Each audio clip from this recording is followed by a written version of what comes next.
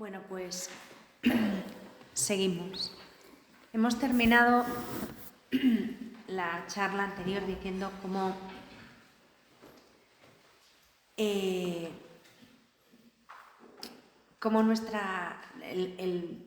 mal que me hacen otros al final no es algo que procede de ellos, sino que el mal lo creo yo en mí misma, ¿no? Según cómo recibo las cosas, ¿no?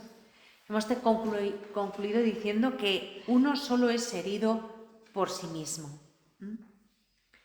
Y bueno, pues hay que pedirle al Señor la gracia de detectar en nosotros toda esa complicidad con el mal, ¿no? Especialmente en el terreno de las palabras, que es quizás como lo más peligroso, porque es por donde más fácilmente nos deslizamos, ¿no?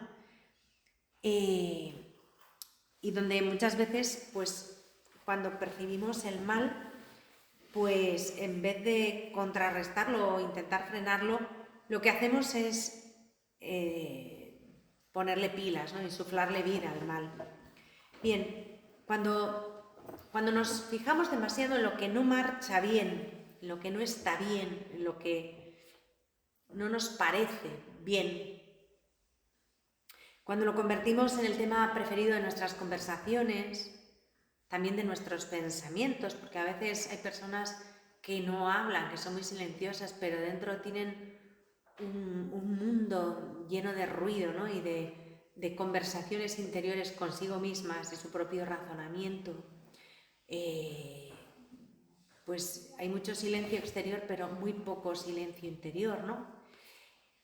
Y cuando hacemos de eso que no marcha bien un poco el tema permanente de nuestras conversaciones, cuando nos quejamos continuamente de nuestras dificultades, de nuestros problemas y en consecuencia pues nos desanimamos, pues lo que hacemos es engordar al mal, o sea, darle vitaminas, darle consistencia, ¿no? Darle fuerza, mucha más fuerza y consistencia que la que en realidad posee, ¿no? A veces nuestra manera de deplorar el mal, de quejarnos o de condenarlo, por decirlo de alguna manera, solamente consigue reforzarlo, ¿no? Hay un dicho español que es muy, muy útil y en este caso yo creo que nos viene como anillo al dedo, que es: no hay mejor desprecio que no hacer aprecio. Si no estamos todo el rato hablando de lo mal que está esto, de lo mal que está lo otro, de lo mal que va esta situación, de lo mal que esta persona hace, de lo mal que tal, pues al final lo único que hacemos es darle relieve y relieve y relieve y desplazar lo que de verdad es importante de nuestra mente y de nuestro corazón, y va ocupando sitio ese mal, ¿no? Que estamos de alguna manera inflando y engordando.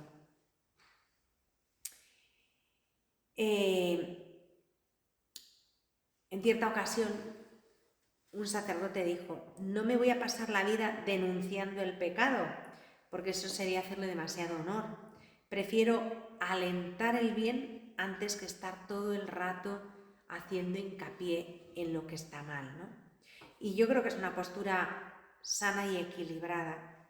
Es la postura ideal. Con esto no estamos recomendando, ni mucho menos, la postura del avestruz que se niega a ver la realidad, ni la de impedir tampoco que se actúe y se ataje el mal, ¿no?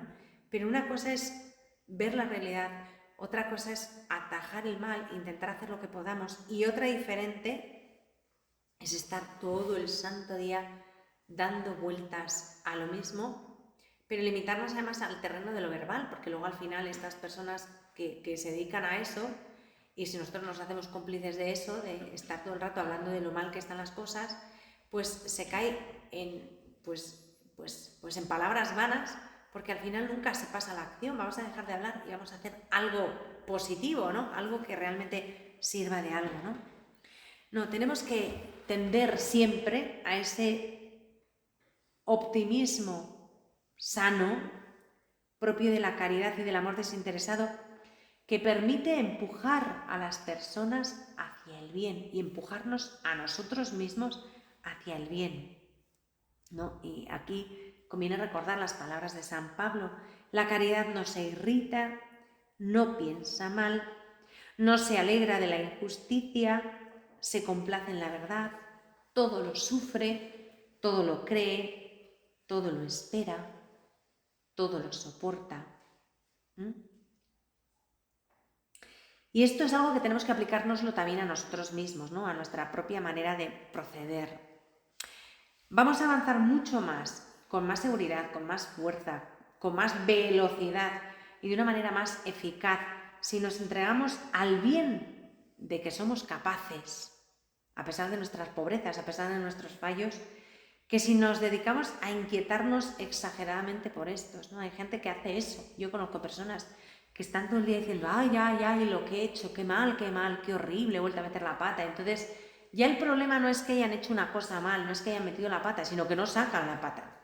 Se quedan ahí dándose vueltas a sí mismas, lamentándose, súper tristes, hundidas, hechas polvo, arrastrándose por la vida. Pero, a ver, el problema es que has cometido un error, vale, pero es que las consecuencias del error en ti están siendo mucho peores que el error en sí. O sea, el problema no es que hayas hecho una cosa mal, sino que estás haciendo una tragedia de una cosa que has hecho mal. Generalmente esto casi siempre viene de un perfeccionismo exagerado y de una falta de humildad bastante grande, ¿no?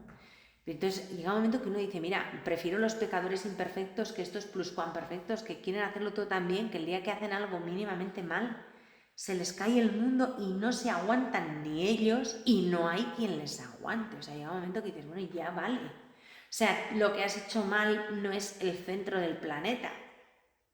Es una cosa que ha hecho mal una criatura significante en un insignificante lugar del mundo. Punto. Ya.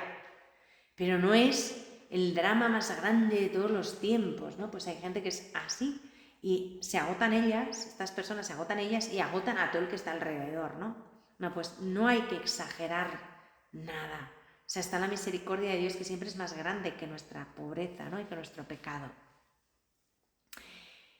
También a cualquiera se le empuja mejor, se le alienta mejor hacia la conversión y hacia el crecimiento espiritual, animándolo con lo positivo, que insistiendo siempre en los errores, ¿no? O sea, ese es un error mayúsculo, estar todo el día insistiendo en lo que hacemos mal. ¿Por qué? Pues porque el bien posee mucha más fuerza, mucha más consistencia y mucha más entidad que el mal. Y el impulso del bien es capaz de hacerlo triunfar sobre el mal. Mientras que si tú a una persona te quedas todo el rato en lo que hace mal, pues al final es que la hundes del todo y nunca la vas a sacar del agujero. Es que no es lo que Jesús hace. Tenemos claro el caso de la mujer adúltera, ¿no? O sea, Jesús no le dice que lo que ella estaba haciendo estaba bien hecho y la pillaron infragante, ¿no? Vale. Él no dice que no importa. Él no dice que siga igual. No, no. O sea, él la defiende de los que quieren cargársela sí o sí, que les importaba un pimiento, la gloria de Dios y la verdad y la ley de Moisés. Lo que querían era cargarse a la mujer por cargársela para ver qué hacía Jesús y poner a Jesús en evidencia. Entonces, como Jesús se da cuenta de eso, pues les desmonta el plan y les pone un café pues que no lo podemos imaginar, ¿no? Empezando por los más viejos, los dejó en evidencia y se tuvieron que marchar. Cuando se deshace de los fariseos, que lo único que querían era hacer daño, se centra en la mujer y en su pecado. Y la trata con dignidad. Frente a los que querían cargársela y usarla, él la trata con dignidad. Y la llama mujer. ¿Qué es lo que es? La mujer. Y le dice, ¿nadie te ha condenado? Pues tampoco yo te condeno. Eso es lo más grande que podemos escuchar, ¿no? Y eso nos lo dice Jesús a cada uno de nosotros. Pero luego viene la segunda parte, porque Él no la niega. Lo que pasa es que no se queda en lo otro. O sea, Él lo que hace es poner a la mujer en la verdad. Primero dejarle claro que Él no la condena. Y a continuación le dice, pero vete y no peques más. O sea, no sigas haciéndolo mal. Jesús no niega la verdad, pero no se centra ahí. Esa es la segunda parte. Lo primero es, yo no te condeno. Y eso hace con nosotros. Y tenemos que entender que así hay que funcionar. Levantar a la gente, devolverles su dignidad, tomarles de la mano y decir, vamos a seguir hacia adelante, vamos hacia el bien. No estamos negando el mal anterior, pero lo queremos dejar atrás, a la espalda. No queremos caminar en esa dirección. Por eso a los que estén así les decimos, venga, vamos, no pecamos más, vamos hacia Jesús. O sea, ese es el camino que tenemos que tomar, ¿no? Ese es el camino del bien, que puede redimir a las personas y sacarlas del mal. Y la mayor gravedad está en ese momento, quizás alguna vez lo hemos experimentado todos, ¿no? En que justificamos nuestros rencores y nuestras amarguras poniendo en evidencia el mal de los demás, ¿no? Eso sí que es grave, eso sí que es perverso, ¿no? Porque es una manera de desviar la atención de lo que yo hago mal y cebarme en nosotros, ¿no?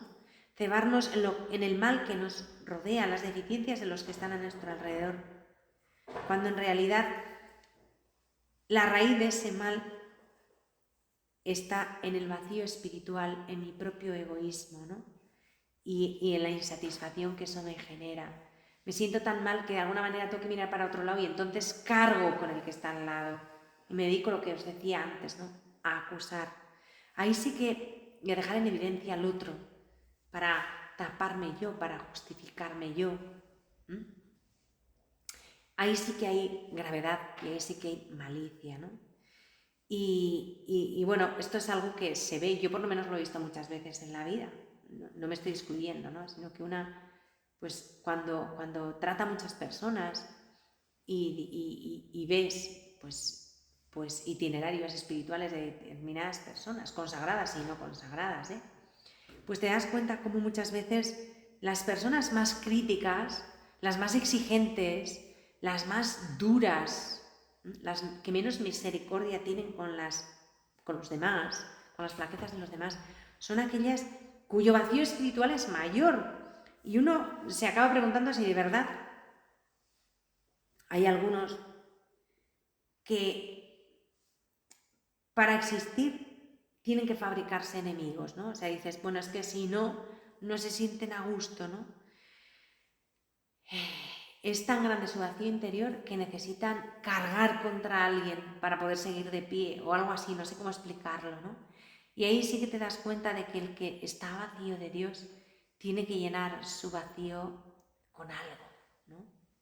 Y bueno, pues si no nos llenamos del Espíritu de Dios, nos vamos a llenar del Espíritu pues del que no es Dios, ¿no? Del desamor, de la crítica, de la dureza de corazón. Ahí sí que tenemos que tener cuidado porque eso es verdaderamente peligroso, ¿no? Y mirad, Jesús nos enseña también cómo enfocar esto. Jesús vivió inmerso en un océano de mal, de odio, de violencia, de mentira. A su alrededor había mucha gente que le tenía ganas, le tenía verdaderas ganas y ahí tenemos a los fariseos siempre intentando dejarle en evidencia, tendiéndole trampas, criticándole interior y exteriormente, intentando matarle, o sea, con un odio atroz hacia él. Y eso a él le rodea y él lo sabe, es plenamente consciente de esto, ¿no? Llegó un momento en que su corazón fue literalmente, físicamente traspasado, ¿no? Con una lanza.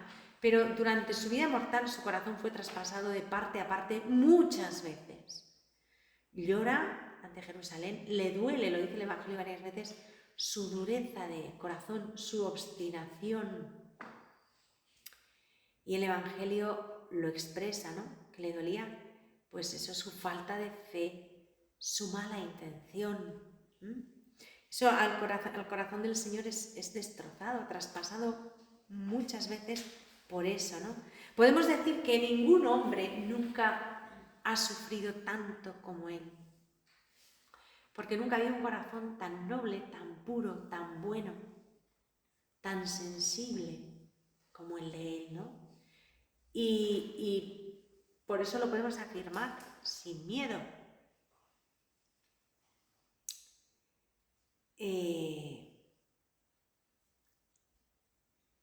Y a pesar de ello, a pesar de que nadie ha sufrido nunca como Jesús, podemos decir, y es cierto, que nunca se ha dejado alcanzar por el mal.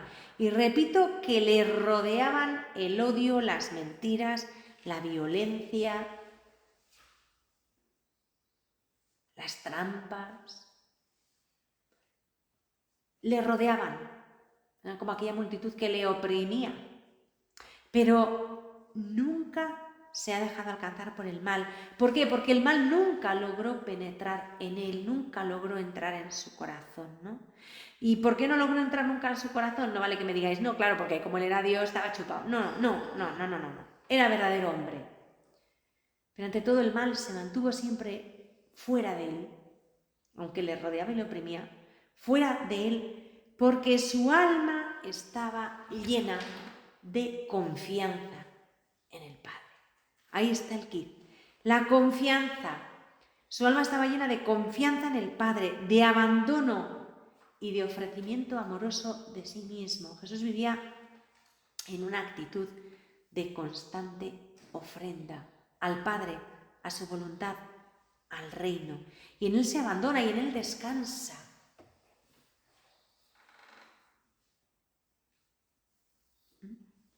Y nosotros estamos llamados a seguir esas huellas, ¿no? Acordémonos de Pedro, que nos dice que Jesús, ultrajado, no devolvía el ultraje.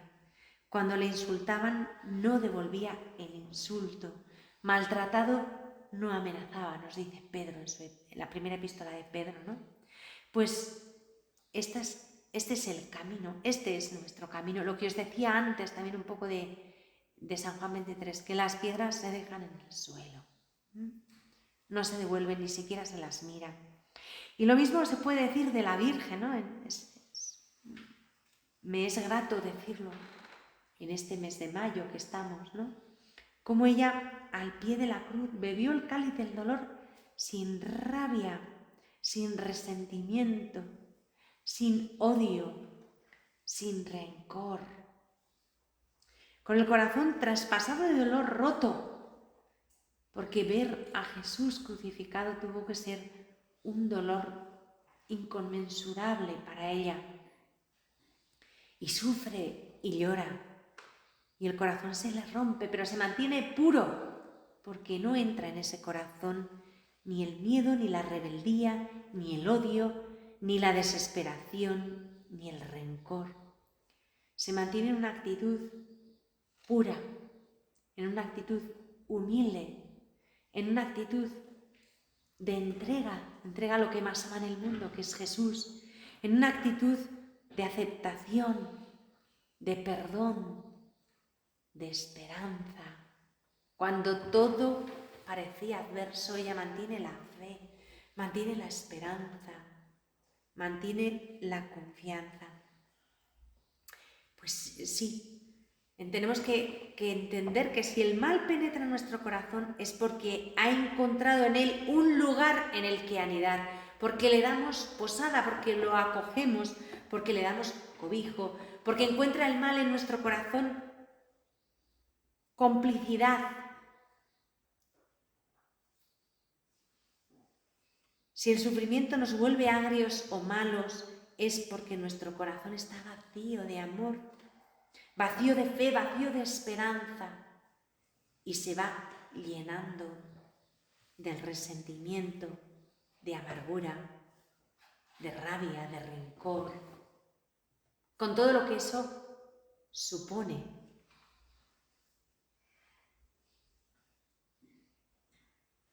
No es que en un momento dado sintamos rencor o rabia o impotencia, sino que eso anide en nuestro corazón, se quede ahí, le demos posada en nuestra vida. Eso es lo verdaderamente peligroso, eso es lo que nos tiene que dar verdadero miedito. No lo que pasa a nuestro alrededor, sino lo que pasa en nuestro corazón.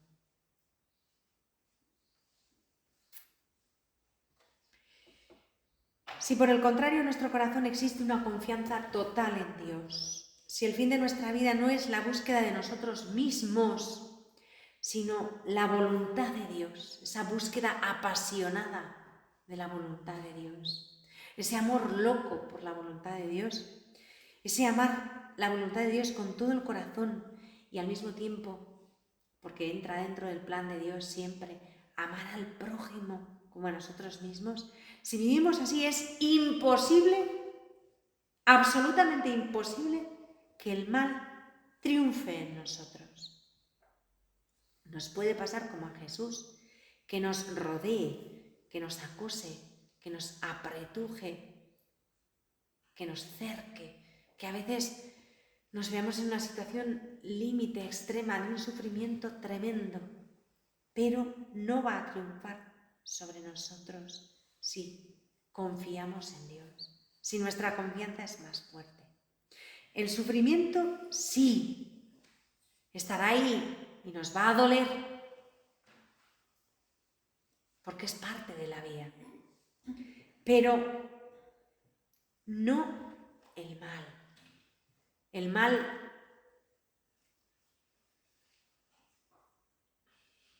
es un ser personal. El sufrimiento es una consecuencia del mal, es una expresión de lo que ese mal causa. El sufrimiento es sufrimiento, el sufrimiento no es necesariamente malo. Dios ha servido el sufrimiento para redimirnos.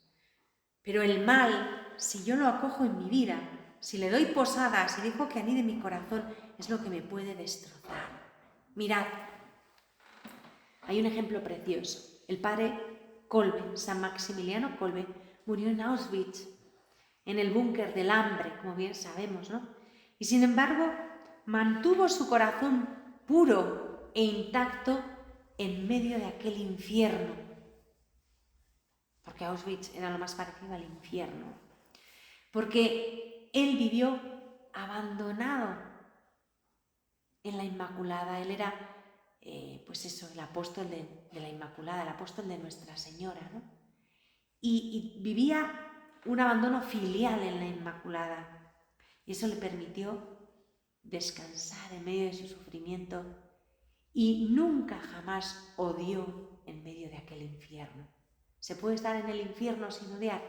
Pues Auschwitz era lo más parecido al infierno. Y él no odió a nadie, no odió a sus verdugos. Es más, aceptó y quiso dar su vida por amor a alguien. Tanto él como sus compañeros, dicen los testigos, que en el búnker del hambre solamente se oía cantar. ¿Y qué se cantaba en el búnker del hambre? El Magnificat.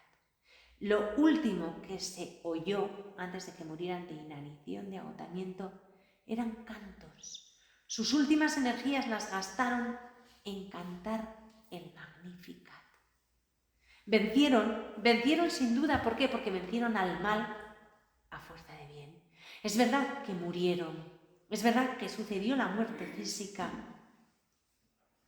y parece que el mal ha vencido, pero la realidad es que su corazón no murió. Empezó a vivir para siempre y fueron testigos de Cristo, hicieron presentes a Cristo y a la Iglesia en aquel infierno. El mal no tuvo la última palabra. Bien, pues esto nos tiene que hacer pensar, porque por difícil que sean nuestras circunstancias personales, por chungo que lo tengamos todo alrededor, nunca va a ser un infierno tipo Auschwitz. Y yo siempre puedo cantar el amor de Dios, siempre puedo cantar la bondad de Dios, siempre puedo cantar el Magnificat. Y también puedo impedir que el odio entre en mi corazón. En medio del sufrimiento más grande, puedo amar siempre.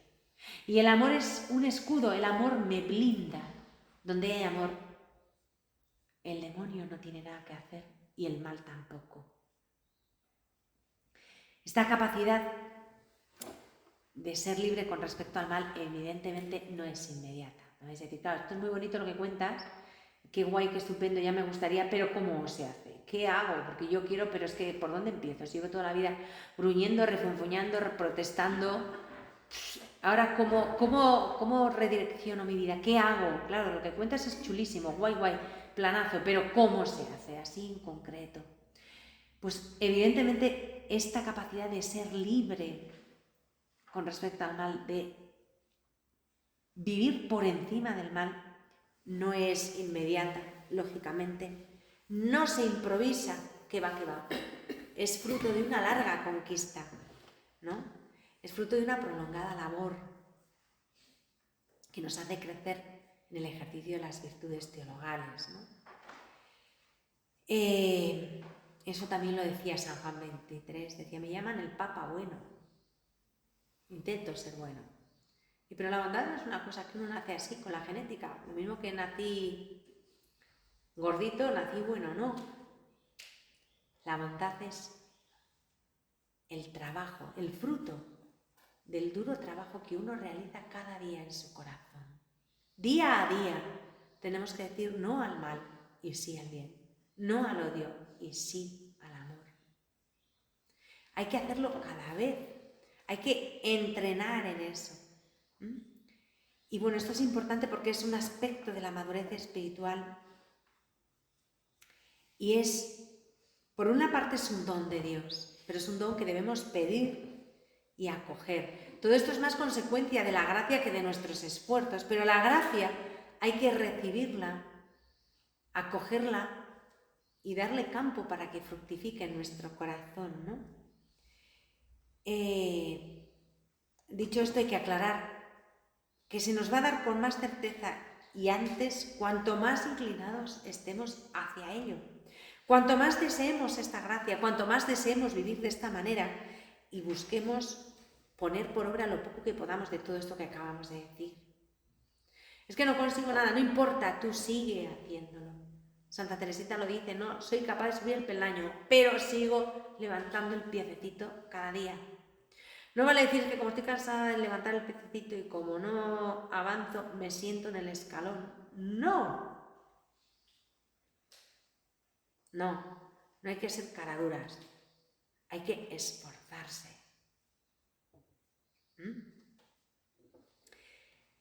Y lo vamos a conseguir, porque si nosotros lo deseamos, infinitamente más lo desea Dios, pero hay que desearlo de verdad y trabajar. Si nos arraigamos en Dios mediante la fe y mediante la oración, si dejamos de echar la culpa a todo lo que hay alrededor nuestro, si dejamos de reprochar a nuestro entorno todo lo que no marcha bien en nuestra vida, si reconocemos que la cosa está en nosotros, no en los demás, si empezamos a vivir en la verdad, eso es importante, si dejamos de sentirnos víctimas de los demás o de las circunstancias y asumimos nuestras propias responsabilidades, si aceptamos nuestra vida y nuestra pobreza tal y como son, pues empezamos a ejercitar nuestra manera de creer, nuestra capacidad de creer, mejor dicho, de esperar y de amar. Si nos lo proponemos en serio, si luchamos por conquistar eso, la libertad de los hijos de Dios nos será concedida progresivamente. Iremos ganando libertad, seremos cada vez más libres y menos esclavos de nosotros mismos y de nuestras mentiras, que son nuestra principal cárcel.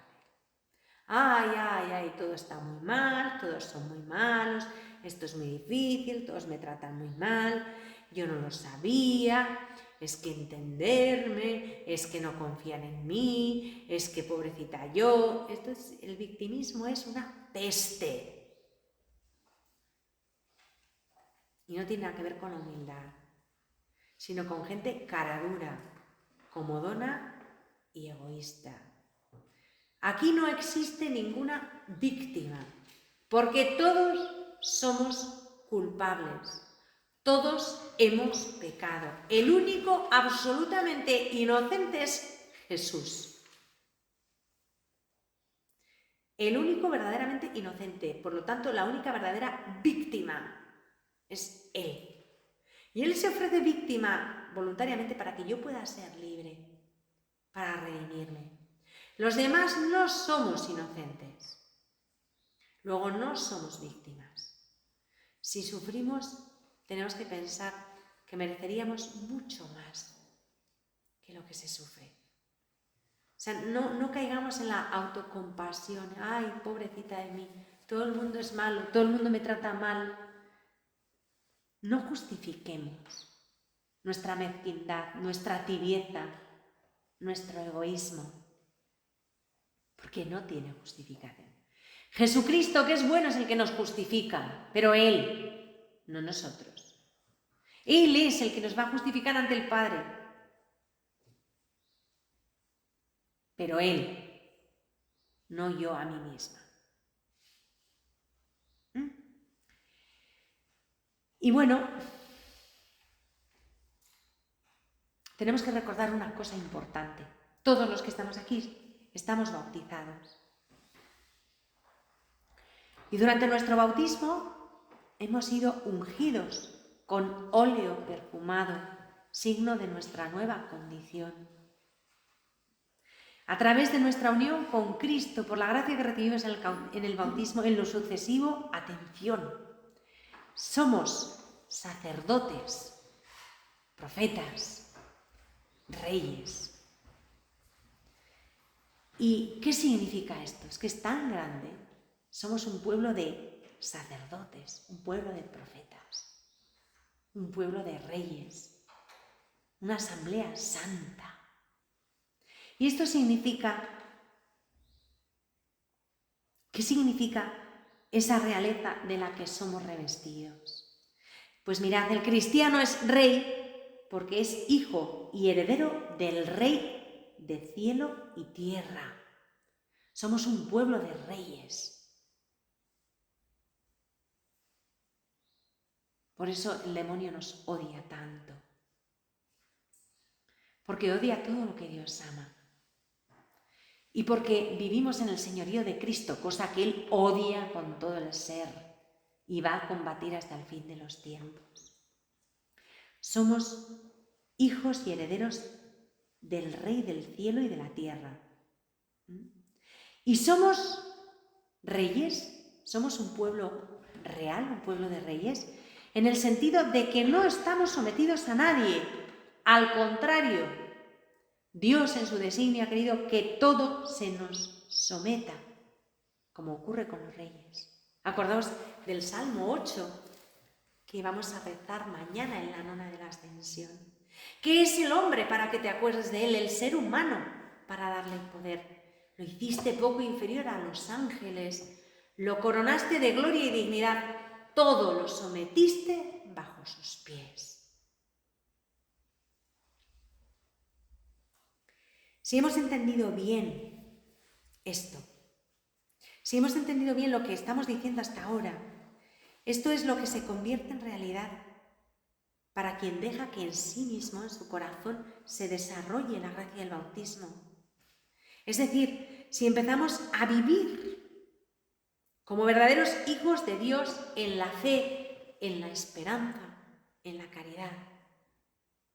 Acordaos del sello que marca nuestra alma.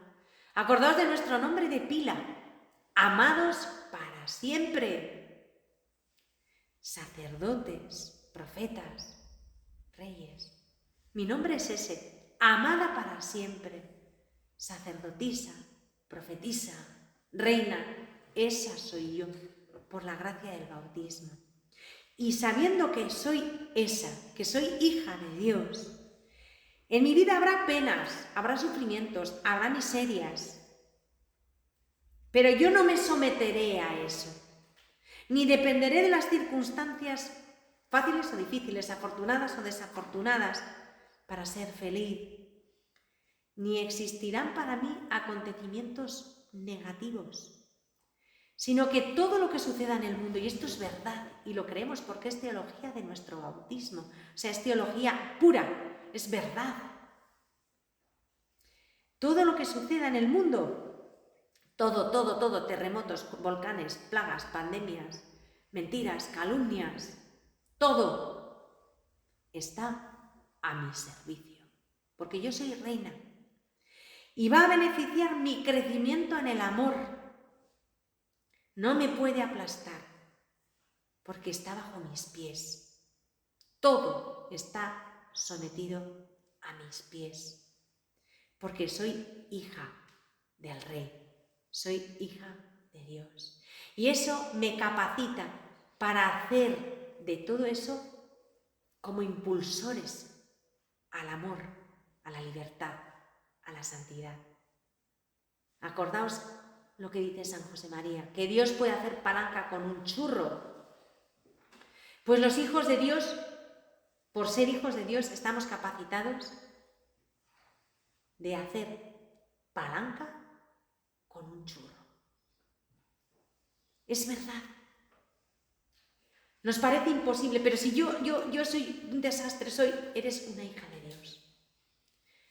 Y en la pila bautismal has recibido una fuerza, la gracia del bautismo, que te hace participar de la omnipotencia de Dios.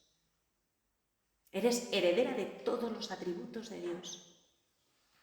Eso es tan grande, es tan precioso. Mirad, ninguna circunstancia, ni los acontecimientos buenos o malos, ni el comportamiento de los demás me pueden alejar de Dios. Al contrario, puedo utilizarlos para mi bien, para el verdadero bien, para transformarlos en amor, que es el único y verdadero bien, nuestra capacidad de amar. El otro día leí también una cosa, a ver si la encuentro ahora, de José Ignacio Munilla, que tiene muchísima amiga. Lo dice pues como él dice las cosas, medio en risa, medio en serio, pero qué verdad. Dios es especialista en meter goles de tacón y con el tobillo roto. Yo de fútbol no entiendo mucho, pero según dicen los que entienden de fútbol, meter un gol de tacón ya es un pedazo de golazo. Pues imaginaos de tacón, pero con el tobillo roto. Pues Dios es especialista en hacer eso. Por mucho que yo esté hecha y al revés, de espaldas a la portería y con el tobillo roto, Él sabe. Y conmigo va a meter goles. Porque soy su hija. Porque la gracia bautismal está en mi presente. Y si yo la secundo y la hago crecer, soy santa. Y participo de la santidad de Dios y de los atributos de Dios. También de la omnipotencia de Dios en mi medida.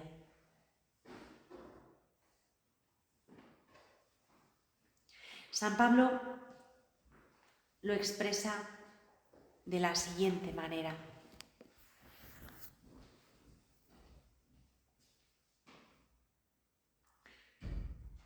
Expresa de la siguiente manera este sentimiento de libertad real, que es privilegio de los hijos de Dios que viven su vocación bautismal en plenitud, que hacen lo posible para que esa gracia del bautismo se desarrolle y tome fuerza en su vida. San Pablo dice: todo es vuestro, todo es vuestro. Vosotros de Cristo y Cristo de Dios.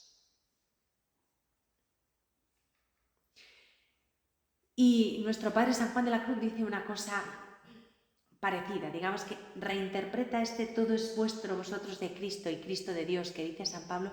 San Juan de la Cruz lo reinterpreta, lo reformula en la oración del alma enamorada. Y dice así, es precioso, ¿no? ¿Con qué dilaciones esperas? Pues desde luego, o sea, desde ya, desde luego puedes amar a Dios en tu corazón. Míos son los cielos y mía es la tierra. mías son las gentes, los justos son míos, y míos los pecadores. Los ángeles son míos, y la Madre de Dios, y todas las cosas son mías, y el mismo Dios es mío y para mí, porque Cristo es mío y todo para mí. Pues, ¿qué pides y buscas, alma mía? Tuyo es todo esto, y todo es para ti.